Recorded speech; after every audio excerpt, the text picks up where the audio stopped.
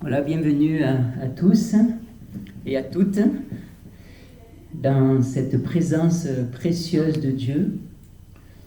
Dieu qui est infini et qui est toujours présent au milieu de nous, mais là particulièrement quand nous sommes rassemblés pour écouter sa parole, il y a une bénédiction plus efficace parce que sa parole est en train d'être annoncée et nous sommes dans une écoute attentive, une prière qui désire écouter le Seigneur. Voilà, c'est notre désir de l'écouter, de l'entendre et ainsi de l'honorer, de l'adorer. Et voici un psaume, le psaume 133, qui nous parle de cette bénédiction particulière. Psaume 133 qui dit « Ah, qu'il est bon, qu'il est agréable, qu'il est doux pour des frères d'être ensemble. » C'est comme le parfum de l'huile précieuse versée sur la tête du grand prêtre Aaron et qui descend jusqu'à sa barbe, puis jusqu'au col de son vêtement. C'est comme la rosée qui descend du mont Hermon sur la hauteur de Sion. C'est là, à Sion, dans ce rassemblement, que le Seigneur donne sa bénédiction, la vie pour toujours. Amen. Je vous invite à la prière. Oui, Seigneur, tu nous as rassemblés et nous sommes là à ton appel. Nous avons répondu à ton appel, à ta voix. Parfois, nous la distinguons peu. Aide-nous à apprendre à reconnaître ta voix. Et ainsi, chaque fois que tu nous parleras de façon personnelle et persuasive, donne-nous d'être dans la joie de t'obéir, dans la joie de marcher selon ta voix. Merci Seigneur de déverser sur nous ta grâce, ta bénédiction par ta parole. Ta parole est la vérité. Transforme-nous durablement par ta vérité. Au nom de Jésus, qui est le chemin, la vérité et la vie, nous te prions. Amen. Amen. Et on va chanter ce chant justement, le psaume 133, on va le chanter.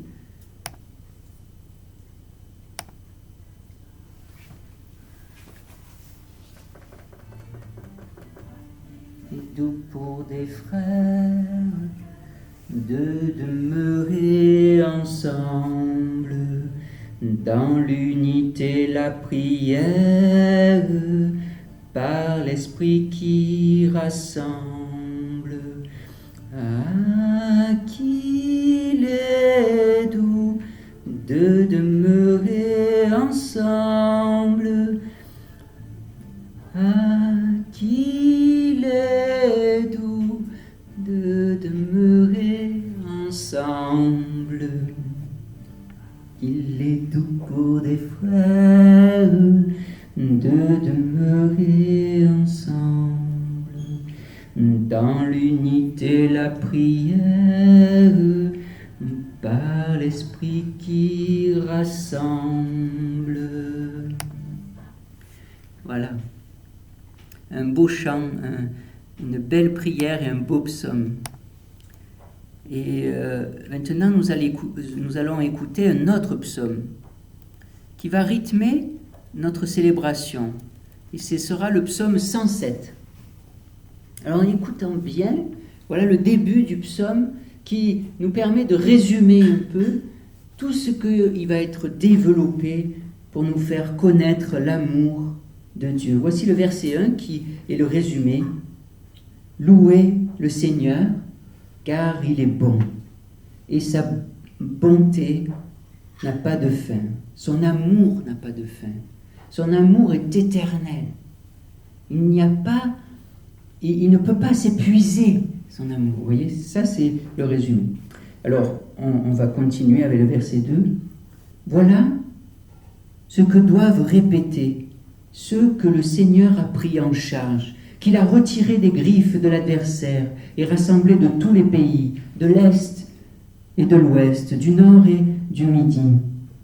Certains étaient perdus dans un affreux désert, sans retrouver le chemin d'un lieu habité, mourant de faim et de soif. Ils étaient en train de perdre courage. Alors, dans leur détresse, ils appelèrent le Seigneur à leur secours et lui les délivra du danger. Il les mena par un chemin direct à un lieu habité. Qu'ils louent donc le Seigneur pour sa bonté, pour ses miracles en faveur des humains, car il a donné à boire à ceux qui défaillent de soif et à ceux qui mouraient de faim, il les a comblés de tout le nécessaire. Voilà, le psaume 107, il est en train de nous dire, là c'est une des premières situations, mais dans toute situation, le Seigneur nous fait connaître sa bonté. Dans toute situation. Et combien on loupe souvent, on rate sa bonté, on ne le voit pas, et on a besoin d'être attentif. Voilà, on va chanter un autre psaume, c'est « Car ta bonté vaut mieux que la vie ».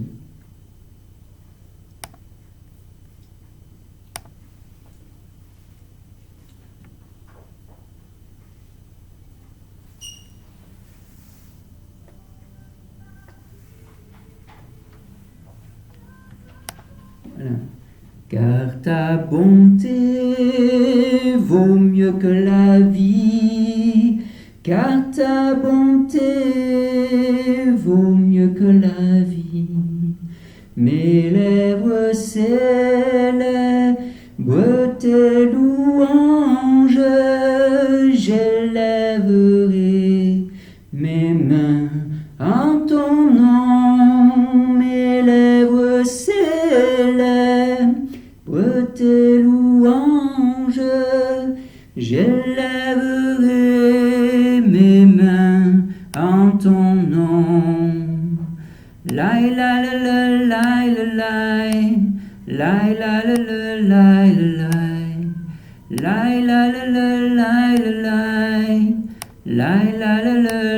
la la, car ta bonté vaut mieux que la vie, car ta bonté vaut mieux que la vie. Amen, amen. En résumé, c'est que la bonté du Seigneur, elle est plus précieuse, elle a plus de valeur que notre propre vie.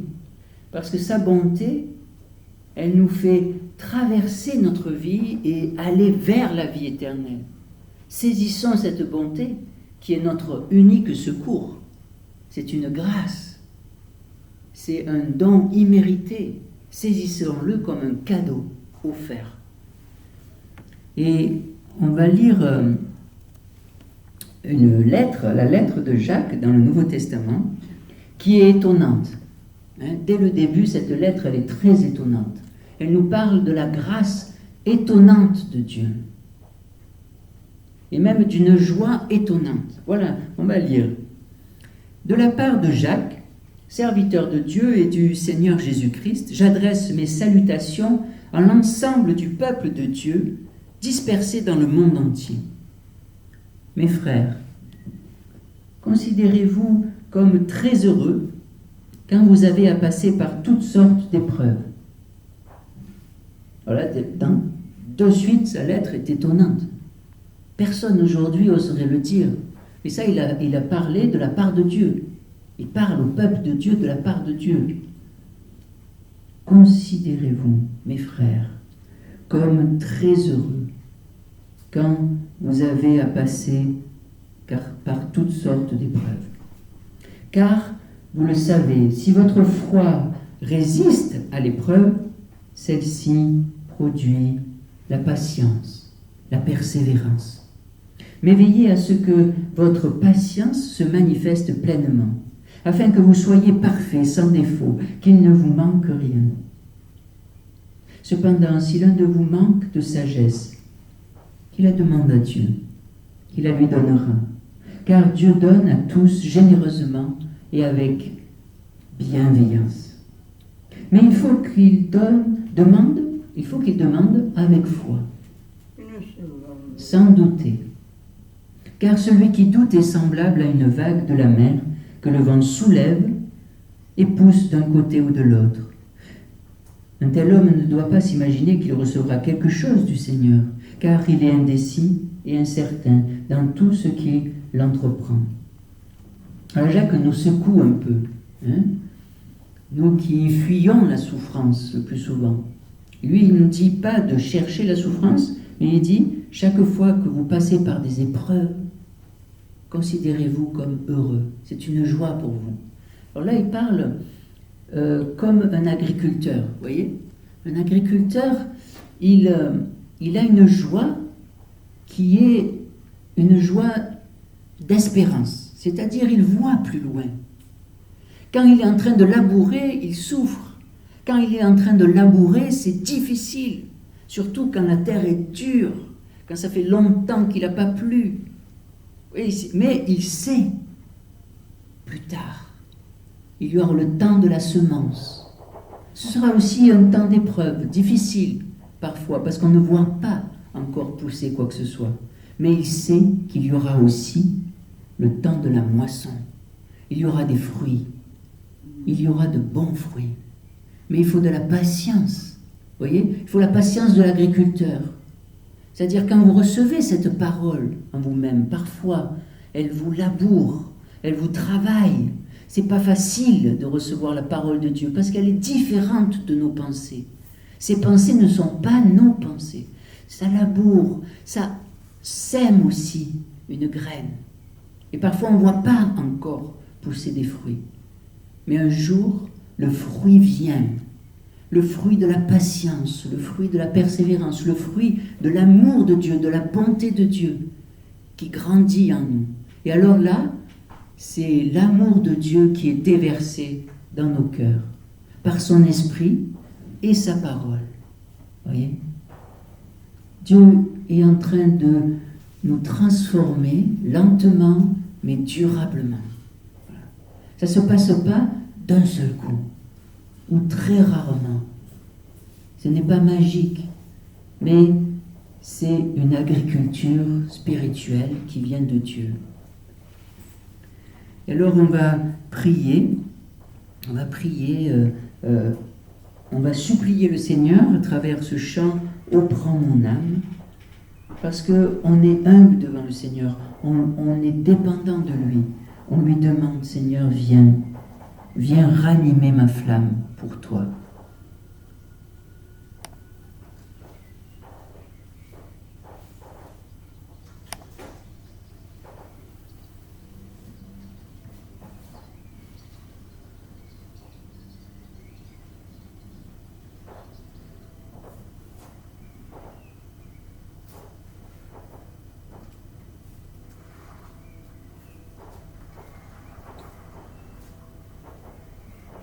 Oh, prends mon âme, prends-la Seigneur, et que ta flamme brûle en mon cœur, que tout mon être vibre pour toi, sois seul mon maître, ô divin roi, source de vie, de paix, d'amour. Vers toi je crie la nuit, le jour. Entends ma plainte, sois mon soutien.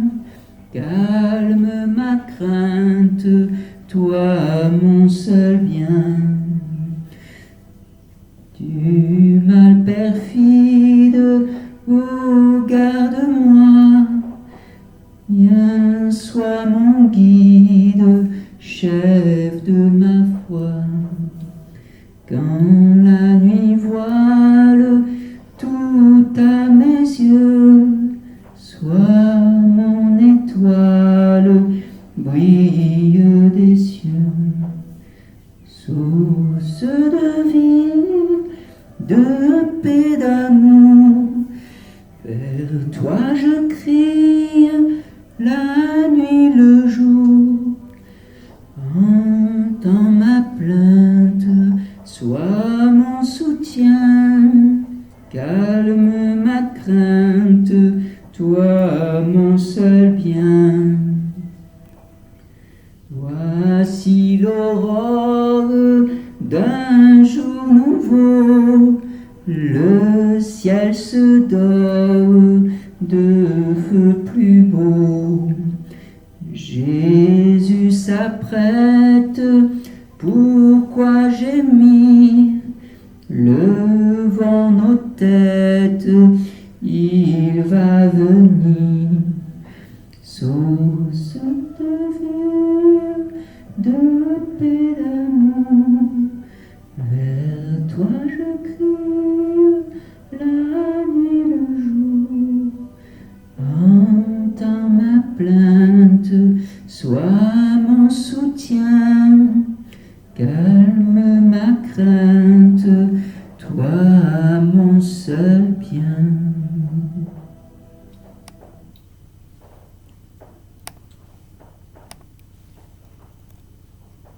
On va continuer avec le psaume 107 qui nous parle justement de ce manque de sagesse que nous pouvons avoir et qu'il faut demander à Dieu. D'autres montraient qu'ils avaient perdu la raison, tant ils se conduisaient mal. Par leur faute, ils étaient accablés de tourments. Écœurés par toute nourriture, ils avaient déjà un pied dans la tombe.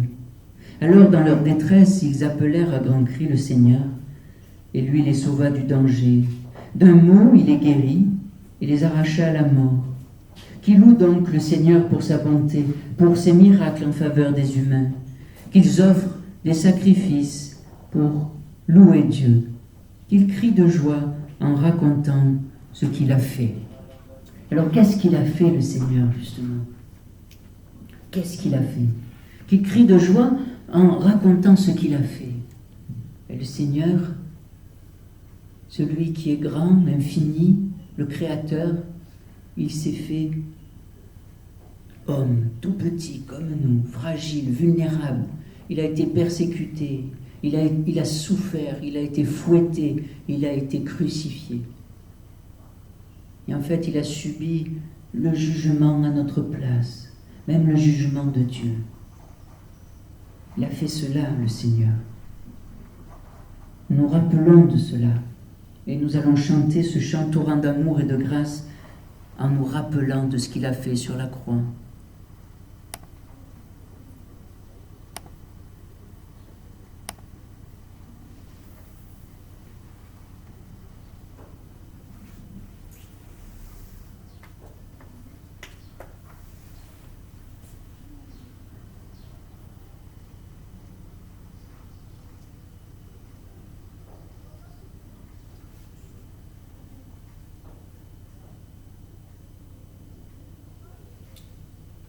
Torrent d'amour et de grâce, amour du Sauveur en croix, à ce grand fleuve qui passe, je m'abandonne et je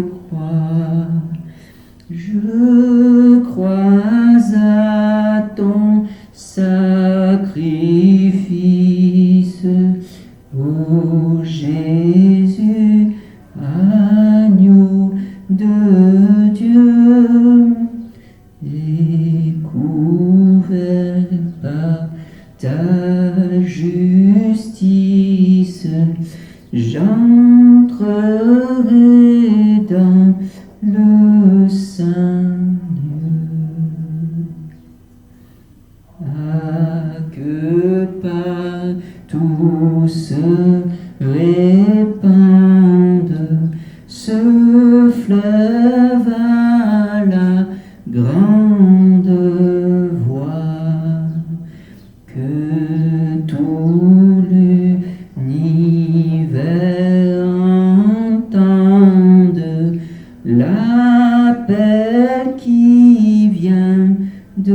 de la croix. Je crois à ton sacrifice, ô Jésus, agneau de Dieu, et couvert par ta justice, j'entrerai dans le saint lieu. Que toute âme condamnée, pour qui tu versas ton sang, soit au Père ramenée par ton amour tout-puissant. Je crois à ton sacrifice, ô Jésus, agneau de Dieu, et couvert par ta justice, j'entrerai dans le saint lieu. Amen. Amen. Ouais. Voilà, c'est l'amour de Dieu. Voilà ce qu'il a fait, le Seigneur. Voilà ce qu'il a fait. Et les prophètes nous rappellent l'amour de Dieu. Malachie, entre autres, nous le rappelle. Il dit, au tout début de son livre, Oracle, parole de l'Éternel à Israël par Malachie. Je vous ai aimé, dit l'Éternel, et vous vous dites, en quoi nous as-tu aimés? Vous voyez, ça c'est le peuple. Le peuple de Dieu est souvent ingrat. Il ne voit pas l'amour de Dieu.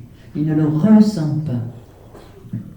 C'est comme des enfants qu'on a éduqués avec beaucoup d'amour, tout ça, on a donné tout ce qu'on avait.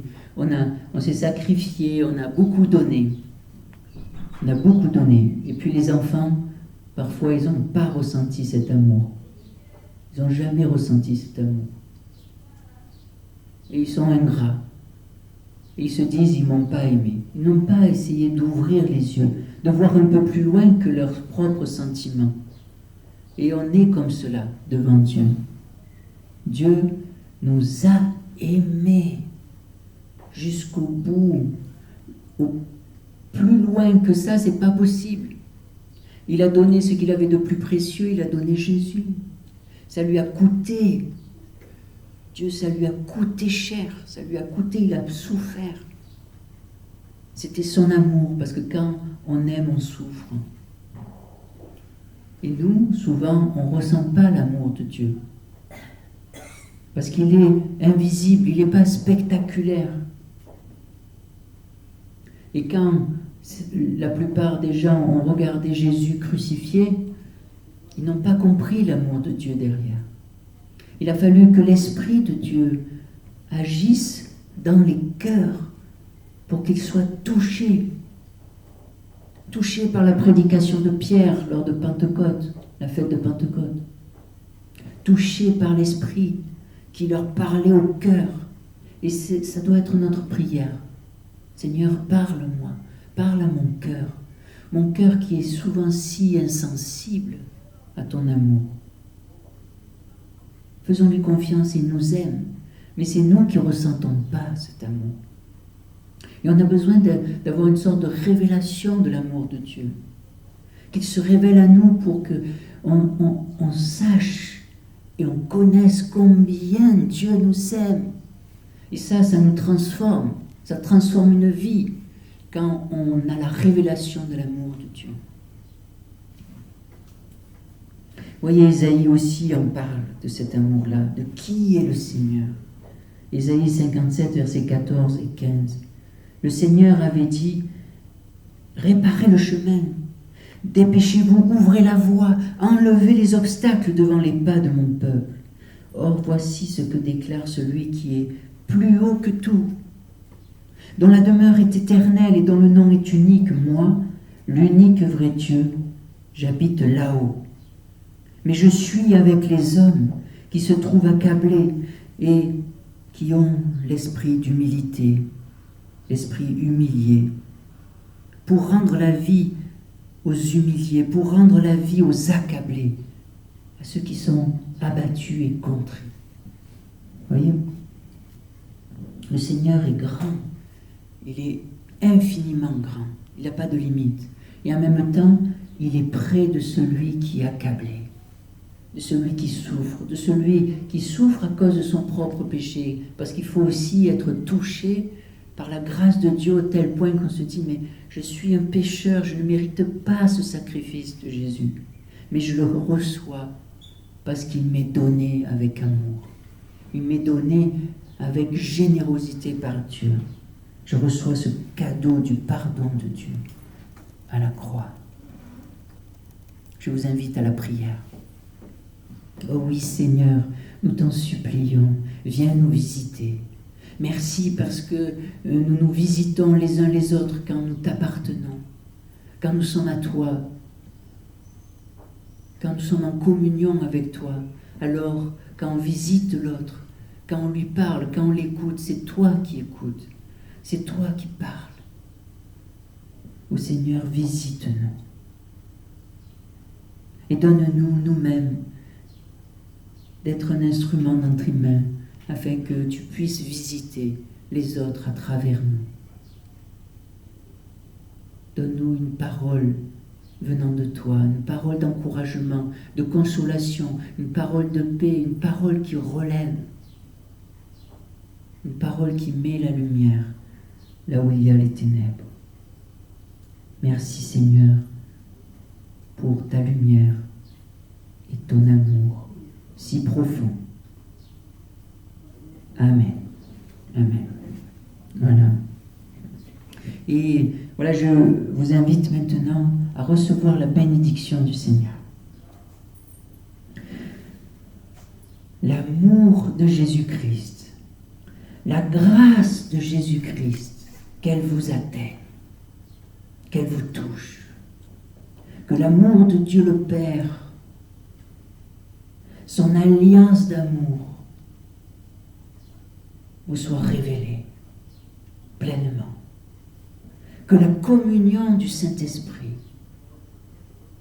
la consolation du Saint-Esprit vous apaise, vous soit déversé sur vous et que votre coupe déborde. Amen. Amen. Alors on va chanter un dernier chant qui parle de l'amour que nous nous devons les uns aux autres.